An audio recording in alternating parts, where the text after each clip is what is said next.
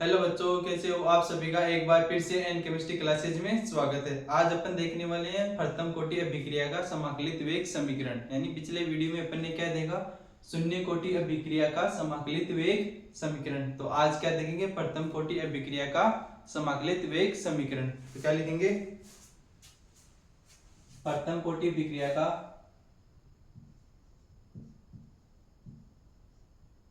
प्रथम कोटि अभिक्रिया का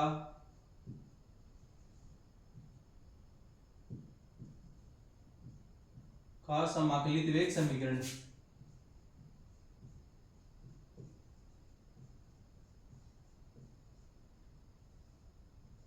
वेग समीकरण।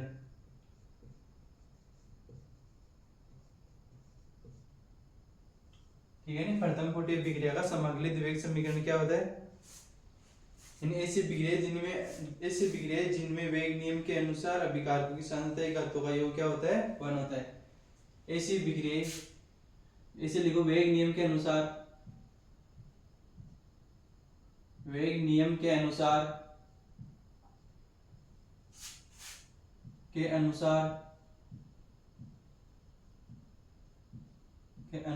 वेग नियम के अनुसार ऐसी अभिक्रियाएं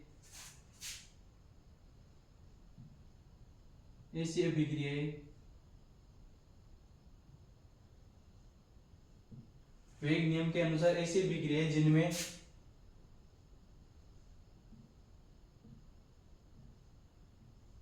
अभिकारकों की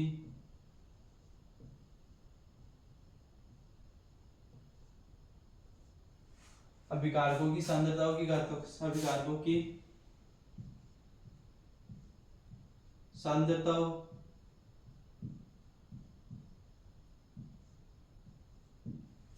की घातों का योग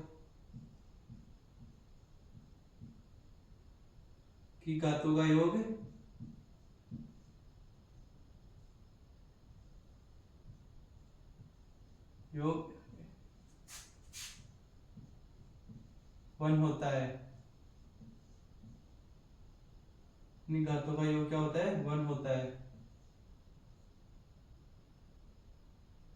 1 होता है। ठीक है, उसे ही क्या बोलते हैं, प्रथम कोटि की अभिक्रिया। यानी ऐसी अभिक्रिया यानी वेग नियम के अनुसार ऐसी अभिक्रिया जिनमें अभिकारकों की सांद्रताओं की घातों का योग क्या होता है, 1 होता है। तो उसे क्या बोलते हैं, प्रथम कोटि की अभिक्रिया। आप देखो, कोई रिएक्शन होगी, ठीक है, कोई रिएक्शन होगी रिएक्टेंट से प्रोडक्ट के लिए।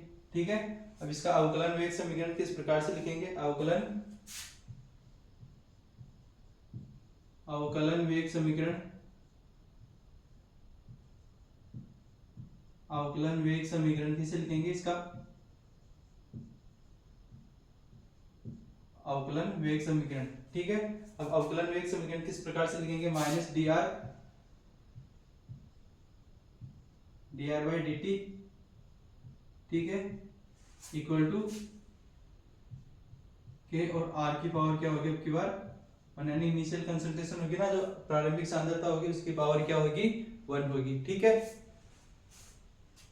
ठीक है, इसको r को इसके नीचे लेके आएगा और dt को इधर मल्टीप्लाई किया तो क्या होगा, माइनस dr बाई r। ठीक है, और इसको लिखेंगे के dt। ठीक है, अब क्या करेंगे, इसको मान लिया अपने समीकरण 1। अब दोनों पक्षों को क्या करेंगे, अपन समाकलन करेंगे।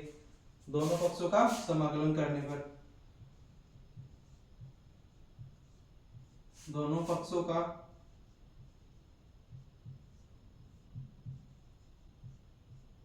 समाकलन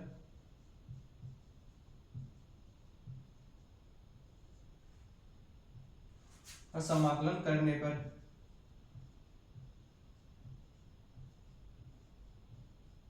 ठीक है, दोनों पक्षों का समाकलन करेंगे तो क्या होगा, क्या आएगा, ln r minus k t plus आई। आई को क्या लिखेंगे, समाकलन स्थिरांक। आई क्या होगा, समाकलन स्थिरांक, ठीक है ना। आई को क्या लिखेंगे अपन, समाकलन स्थिरांक यानी समाकलन कांस्टेंट। अब ठीक है, अब कंडीशन लगाओ, यदि अपन ने कंडीशन लगाई क्या, यदि t बराबर 0 पर, ठीक है, तो r क्या होगा, इनिशियल कंसंट्रेशन क्या होगी, r0, सही है ना। t बराबर 0 पर क्या होगी, t बराबर 0 पर, ठीक है ना, इनिशियल कंसंट्रेशन क्या होगी, r0, ठीक है। तो क्या लिखेंगे इसकी, अब क्या लिखेंगे समीकरण में इसकी वैल्यू लिखेंगे, यानी इसको मान लिया मैंने समीकरण 2, ठीक है, समीकरण 2 मान लिया, तो इसकी वैल्यू यहाँ पे रखो, और r की जगह पर लिखेंगे r0 और टाइम लिखेंगे 0, तो क्या लिखेंगे ln r0 इक्वल टू, ठीक है, टाइम क्या लिखेंगे इसके लिए, टाइम लिखेंगे क्या, माइनस के इंटू टाइम होगा 0, टाइम क्या होगा 0 प्लस आई, ठीक है, तो क्या होगा ln r0 प्लस आई, ठीक है ना। आई की वैल्यू अपन ने किसमें रखेंगे, आई की वैल्यू अपन लिख देंगे समीकरण 2 में, यानी आई की जो भी वैल्यू आई ना, आई की जो भी वैल्यू आई उसको अपन रख देंगे समीकरण 2 में, तो लिखेंगे आई का मान समीकरण 2 में रखने पर, समीकरण 2 में रखने पर, ठीक है। अब देखो रखो इसकी वैल्यू क्या होगी, आई की जगह लिखना अपने को ln r0, तो क्या होगा ln r is equal to minus k t plus ln r0, ठीक है ना। इस प्रकार से मैंने इसकी वैल्यू रख दी, ठीक है। अब क्या करेंगे, के टी को अपन ने लिया बाहर, ठीक है, और क्या होगा ln, हाँ तो देखो क्या होगा, क्या है कि बीच में क्या चली गई थी, लाइट चली गई थी, ln r0 minus ln r, ठीक है। अब देखो ln r, तो इसको क्या लिख सकते हैं अपन, kt, क्या लिख सकते हैं अपन इसको, kt, इसका अपन समाकलन सबसे पहले तो इसका वो लिख लेते हैं ना अपन, सबसे पहले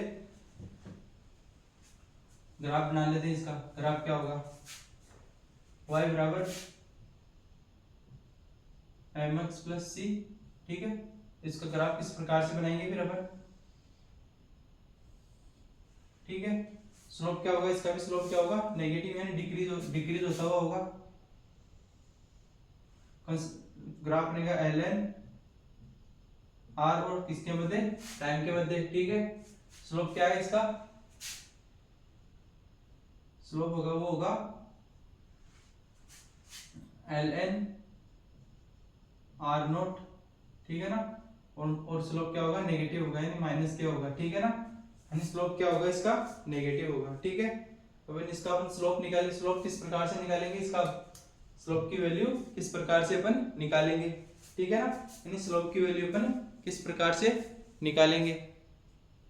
अब देखो सामने देखो, तो क्या होगा, केटी को मैंने बाहर लिया, केटी इजिकल टू, ठीक है,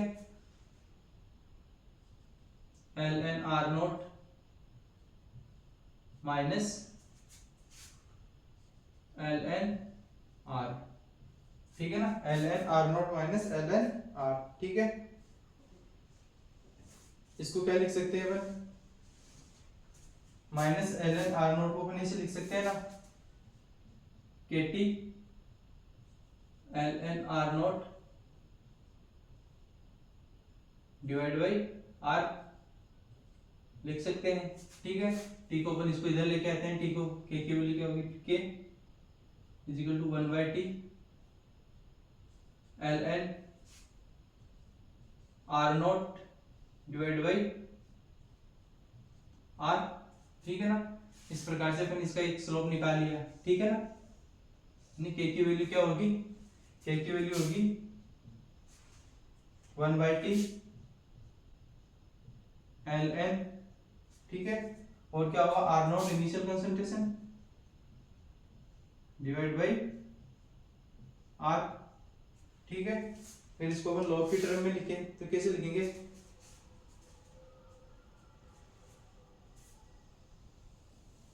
इसको अगर अपन लॉग की टर्म में लिखे तो क्या कैसे लिखेंगे, के इक्वल टू 2.303303, ठीक है। और की पावर टी लॉग, ठीक है, R not divide by are, ठीक है ना। इसको अपन लॉग की टर्म में इस प्रकार से लिख सकते हैं, ठीक है ना। तो इसे ही बोलते हैं अपन शून्य प्रथम कोटि अभिक्रिया का समाकलित वेग समीकरण, प्रथम कोटि अभिक्रिया का समाकलित वेग समीकरण, ठीक है ना। और इसको भी अपन इसे या फिर इसको लिख देंगे इसे ही प्रथम कोटि अभिक्रिया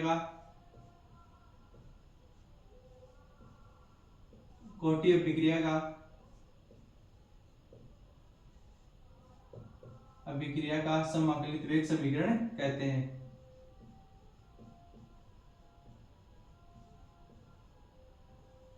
समाकलित वेग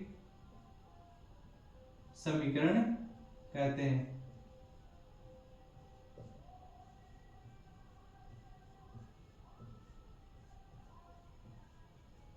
इसे ही प्रथम कोटि अभिक्रिया का समाकलित वेग समीकरण कहते हैं, ठीक है। अगर इसको लॉग की टर्म में लिखना चाहिए, इसे लॉग इसकी वैल्यू निकालना चाहिए अपने को, जैसे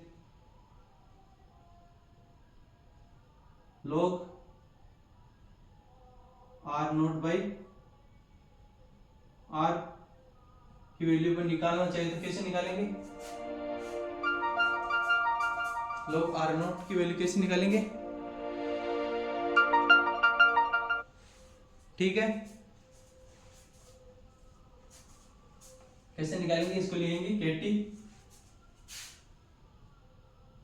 केटी डिवाइड बाई 2.303 यानी log R not divide by R की वैल्यू इस प्रकार से अपन कैलकुलेट कर लेते हैं, ठीक है ना। अगर इसका स्लोप बनाए तो कैसे बनेगा, इसका स्लोप कैसे बनाए, जैसे इसका स्लोप किस प्रकार से बनेगा,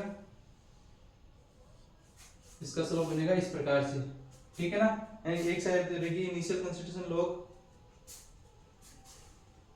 यानी प्रोपोर्शनल तो है ना इसके, तो क्या होगा, एक तो होगा log R not divide by are, ठीक है। और टाइम के मध्य इस प्रकार से इसका क्या बनेगा, ग्राफ बनेगा, ठीक है ना। अगर समीकरण इसको बोलेंगे बस समीकरण 4, ये आ गया समीकरण 3, इसको बोल दिया मैंने समीकरण 4, ठीक है ना। यानी समीकरण 4 बना लिया मैंने समीकरण 4 में, ठीक है। इस प्रकार से अपन ने वो क्या कर लिया, ठीक है ना। इस प्रकार से अपन ने क्या कर लिया, प्रथम कोटि अभिक्रिया के लिए समाकलित वेग समीकरण लिख लिया। अगर अपन को T1 और T2 समय दे रखा हो ना, तो यहाँ पे अपना T1 और T2 समय निकाल देंगे ना, T2 माइनस T1 लिख देंगे और उसको क्या कर देंगे, समाकलित वेग समीकरण में इसकी अभिक्रिया को लिख देंगे, यानी यहाँ पर T2 माइनस T1 लिख देंगे और उस क्वेश्चन को सोल्व कर लेंगे, यानी T2 माइनस T1 लिख के और क्वेश्चन को क्या कर लेंगे अपन, सोल्व कर लेंगे, ठीक है। आगे अपन देखेंगे प्रथम कोटि अभिक्रियाओं के उदाहरण, ठीक है ना। क्या लिखेंगे, प्रथम कोटि अभिक्रियाओं के उदाहरण, प्रथम कोटि अभिक्रियाओं के उदाहरण, अभिक्रियाओं के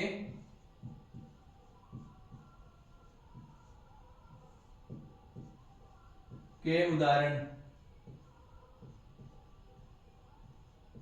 यानी प्रथम कोटि अभिक्रियाओं को क्या लिखेंगे, प्रथम कोटि अभिक्रियाओं के उदाहरण, ठीक है। यानी प्रथम कोटि अभिक्रियाओं के एग्जांपल कौन कौन से होते हैं, जो समस्त रेडियोधर्मी अभिक्रिया होती है ना, वो क्या होती है, सब सारी प्रथम कोटि की अभिक्रियाएं होती है, ठीक है ना। तो क्या लिखेंगे, समस्त रेडियोधर्मी अभिक्रियाएं प्रथम कोटि की होती है। नोट लगाना है, वो लिखना है, नोट लगाओ वो लिखो। समस्त समस्त रेडियोधर्मी अभिक्रियाएं, रेडियोधर्मी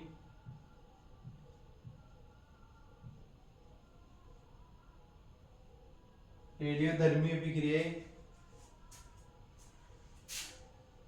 अभिक्रियाएं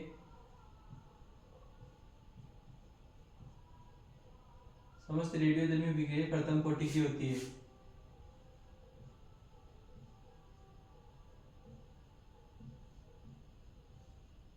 समस्त रेडियोधर्मी अभिक्रियाएं प्रथम कोटि की होती है। क्या लिखेंगे, समस्त रेडियोधर्मी अभिक्रियाएं प्रथम कोटि की अभिक्रियाएं होती है, ठीक है। सबसे पहले क्या लिखेंगे, एग्जांपल क्या होगा, रेडियम 88, रेडियम 226, रेडियम 88, रेडियम 226 226, ठीक है। इससे क्या बनेगा, एक तो रेडॉन बनेगा 86 रेडॉन,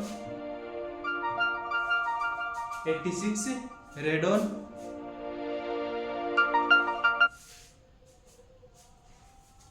86 रेडॉन 222 222 प्लस, और क्या बनेगा इससे, एक निकलेगा 2He4, एक हीलियम का मॉलिक्यूल बनेगा 2He4, ठीक है। अगला एग्जांपल देखो, अमोनियम नाइट्रेट की रिएक्शन NH4NO2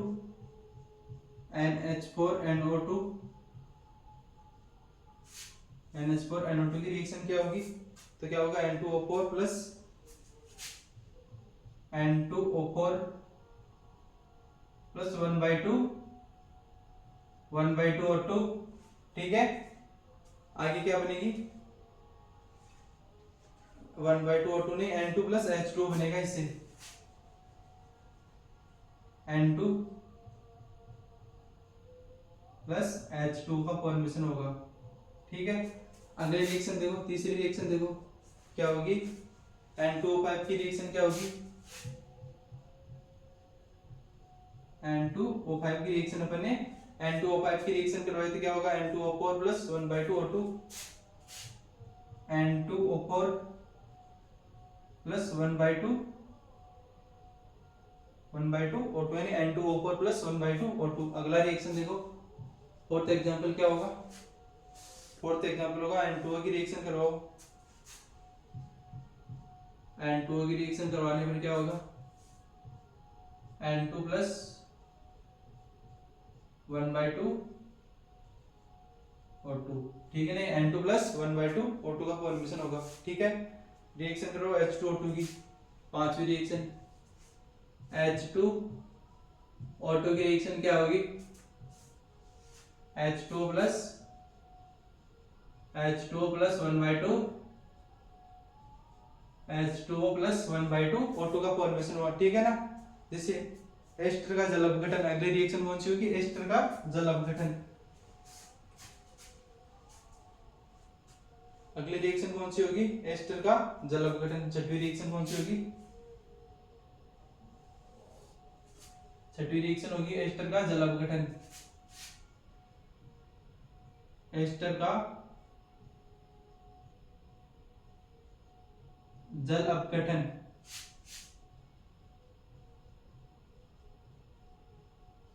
ठीक है ना। एस्टर का जल अपघटन किस प्रकार से होगा, एस्टर की रिएक्शन होगी H2O के साथ CH3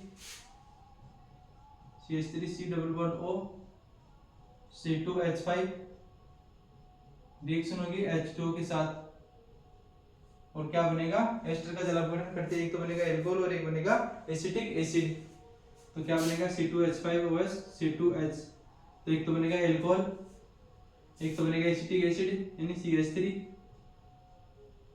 C double bond OH, तो एक बनेगा C2H5OH, ठीक है ना, यानी एक तो बनेगा एसिटिक एसिड और एक बनेगा C2H5OH। एक अगला एग्जाम्पल, एजो आइसोप्रेन का अपघटन। छठवां क्या होगा, एजो आइसोप्रेन का। सातवां क्या होगा, एजो आइसोप्रेन का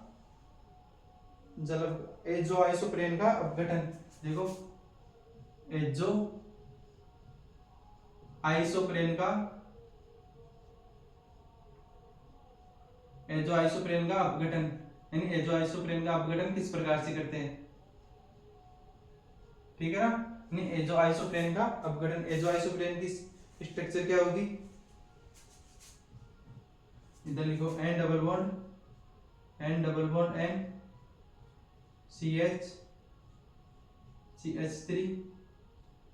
CH3 और क्या होगा CH3 और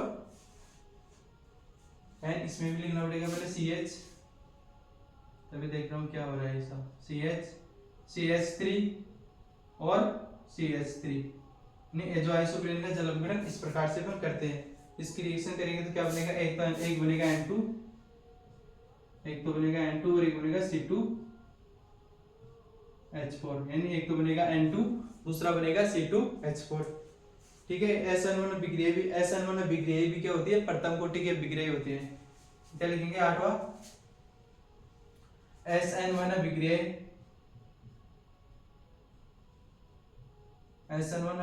प्रथम कोटि की होती है, यानी SN1 अभिक्रियाओं के एग्जाम्पल भी किसके होते हैं, प्रथम कोटि के होते हैं, ठीक है ना। तो क्या होगा,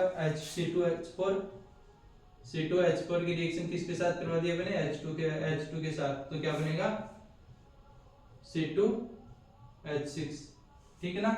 इस प्रकार से अपन ने क्या कर लिया, प्रथम कोटि अभिक्रियाओं के उदाहरण देख लिए। यानी सबसे पहले क्या देखा, प्रथम कोटि अभिक्रियाओं की समस्त रेडियोधर्मी अभिक्रियाएं होती है ना, वो क्या होती है, प्रथम कोटि की अभिक्रियाएं होती है, ठीक है।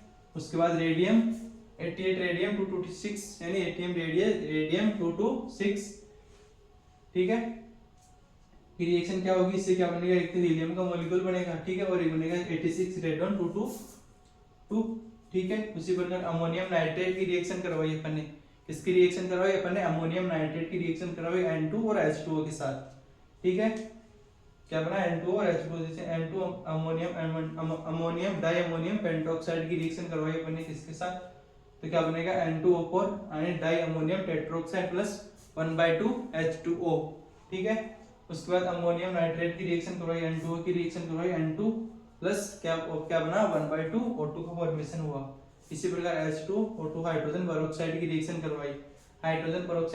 करवाई, तो क्या बनेगा, एक मॉलिक्यूल तो बनेगा H2O का और दूसरा मॉलिक्यूल बनेगा 1/2 O2, यानी एक हाफ मॉलिक्यूल निकलेगा ऑक्सीजन का, ठीक है।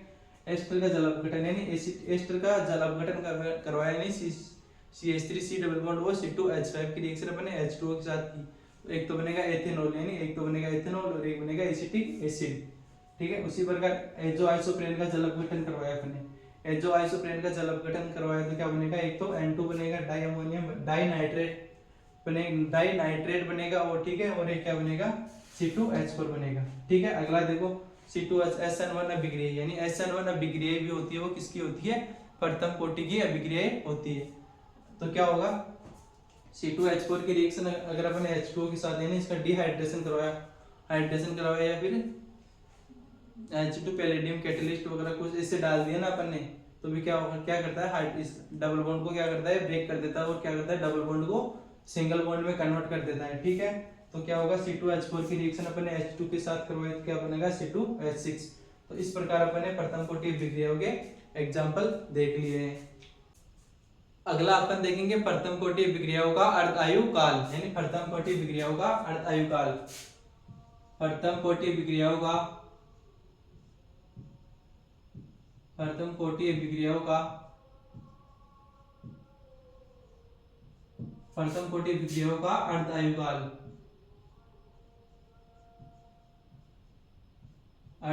काल, यानी प्रथम कोटि अभिक्रियाओं का अर्धायु काल किस प्रकार से अपन कैलकुलेट करते हैं, ठीक है ना। यानी प्रथम कोटि अभिक्रियाओं का अर्धायु काल किस प्रकार से कैलकुलेट करते हैं, ठीक है। तो T बराबर समय क्या रहेगा, अब इस बार समय रहेगा T बराबर 0, T बराबर T की पावर 1/2 और आर की वैल्यू रहेगी R0/2, यानी इनिशियल कंसंट्रेशन रहेगी R0/2। ठीक है, अपने वेग कांस्टेंट यानी वेग कांस्टेंट की वैल्यू, वेग इस तरह यानी के की वैल्यू पर निकाली थी। के की वैल्यू पर ने क्या निकाली थी, के की वैल्यू निकाली थी अपन ने के इक्वल टू 2.303। ठीक है, 2.303 के log R0/R। ठीक है, के की वैल्यू निकाली थी, टी की वैल्यू निकाली थी अपने और टी। ठीक है, ये वैल्यू अपने वेग इस तरह की अपने निकाली थी। इसमें इनकी वैल्यू रखते हैं, इसमें इसकी वैल्यू रखते हैं, तो क्या इसमें इसकी वैल्यू रखते हैं टी की, और इनिशियल कंसंट्रेशन की वैल्यू अपन इसमें रख के देखते हैं कि क्या होता है। देखो रखो इसमें k इजिकल टू 2.303 और टी की पावर क्या थी, हाफ लाइफ थी ना, टी की पावर 1/2 log R0। ठीक है, इनिशियल कंसंट्रेशन क्या थी, R0/2। ठीक है, टी को अपन इधर लेके आए और इसको ऊपर लेके गए, तो क्या होगा, टी की पावर 1/2 इजिकल टू 2.303 की पावर क्या होगी, के log 2R0/R0। ठीक है, ये R0 से R0 क्या गया, मैंने काट दिया।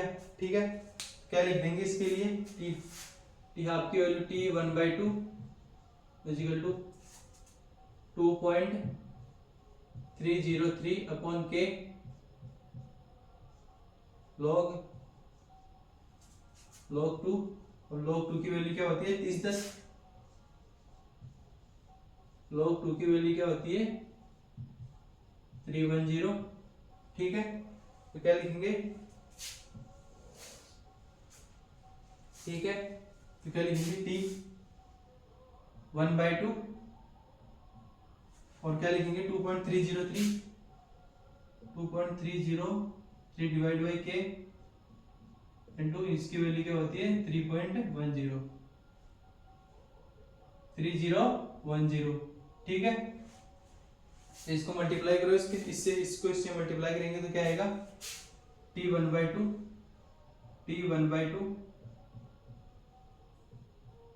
6.93 डिवाइड बाई के।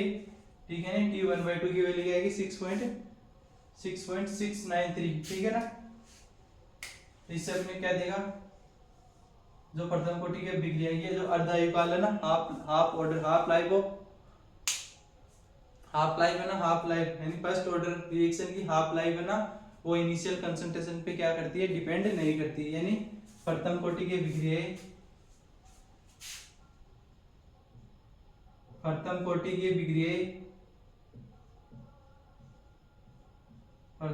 की अभिक्रिया प्रारंभिक सांद्रता पर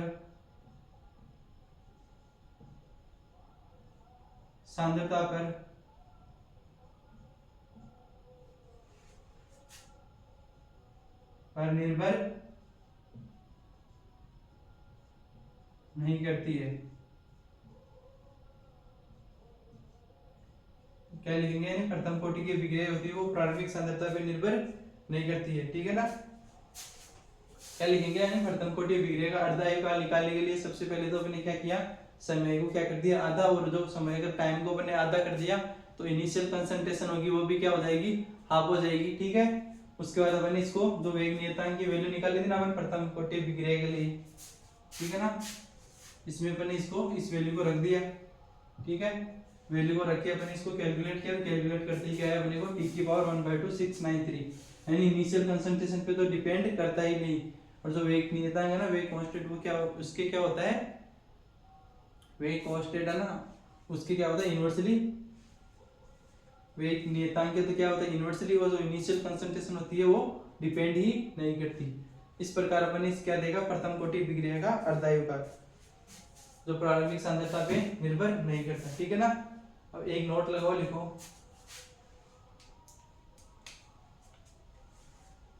क्या, लिखो नोट लगाओ और लिखो क्या होगा, प्रथम कोटि अभिक्रिया का अर्धायुकाल निम्न प्रकार भी ज्ञात किया जा सकता है। तो लिखो प्रथम कोटि अभिक्रिया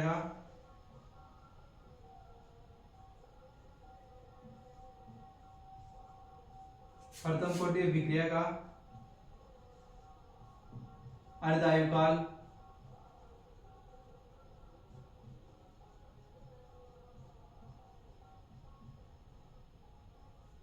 निम्न प्रकार भी ज्ञात किया जा सकता है। निम्न प्रकार भी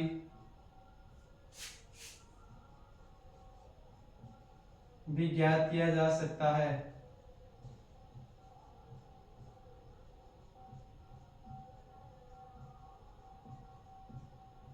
यानी प्रथम कोटि अभिक्रिया का अर्धायुकाल निम्न प्रकार भी ज्ञात किया जा सकता है। टाइम को अपन लिया टी, ठीक है, टी की पावर अपने मानी 1/2, ठीक है, टी की कंसंट्रेशन मानी अपने 1/2 और इसको मल्टीप्लाई कर दिया अपने n से।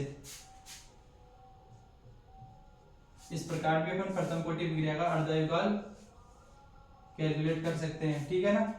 अब देखो अर्धायुकाल अलग अलग टाइप से कर सकते हैं। अगर अर्धायुकाल की संख्या हो तो अर्धायुकाल की संख्या दी हुई हो तो मैं इसे देखता हूँ। ठीक है ना, इसको एक बार क्लियर करता हूँ मैं। ठीक है ना, या फिर मैं इसको क्लियर कर देता हूँ एक बार, फिर देखते हैं प्रथम कोटि अभिक्रिया का अर्धायुकाल किस प्रकार से लिखते हैं। ठीक है ना, सारे को क्लियर कर देता हूँ एक बार।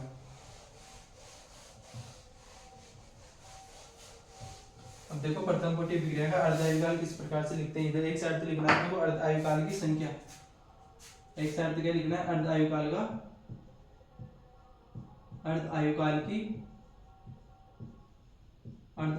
की संख्या।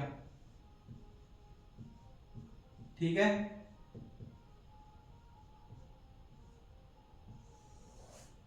आगे लिखना है अपघटित पदार्थ की मात्रा।